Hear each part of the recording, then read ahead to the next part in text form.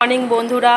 আর আজকে হচ্ছে বৃহস্পতিবার। দেখো আমি এখন রান্না বসিয়ে দিয়েছি। কি রান্না করছি দেখো, ডিম সেদ্ধ আর আলু সেদ্ধ বসিয়ে দিয়েছি। তো আজকে বুঝতেই পারছো কি রান্না হবে, ডিমের ঝোল। আর এখানে দেখো ভাতও বসিয়ে দিয়েছি, ভাত কিন্তু হয়ে এসছে, আর একটু হলেই বোধহয় নামিয়ে ফেলতে হবে। ডিমটাও আমাদের সত্যিই খাওয়া হয় না, ওই সেদ্ধ দিলে সেদ্ধটাই খাওয়া হয়, তরকারি খাওয়া হয় না।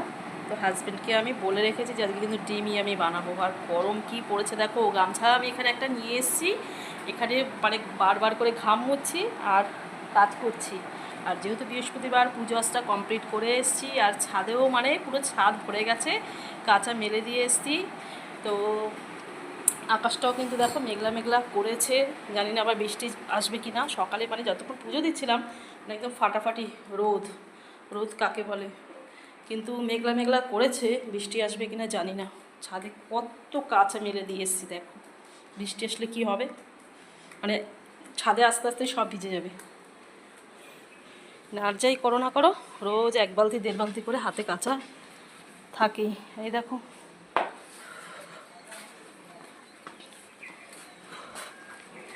দেখো সব মেরে দিয়েছি, শুকিয়ে যাবে, রোদও আছে, হালকা হালকা করেছে, মেঘলাও তো সমস্যা হবে না। তো চলো এবার রান্নাবান্নাটা তাড়াতাড়ি করে নিই।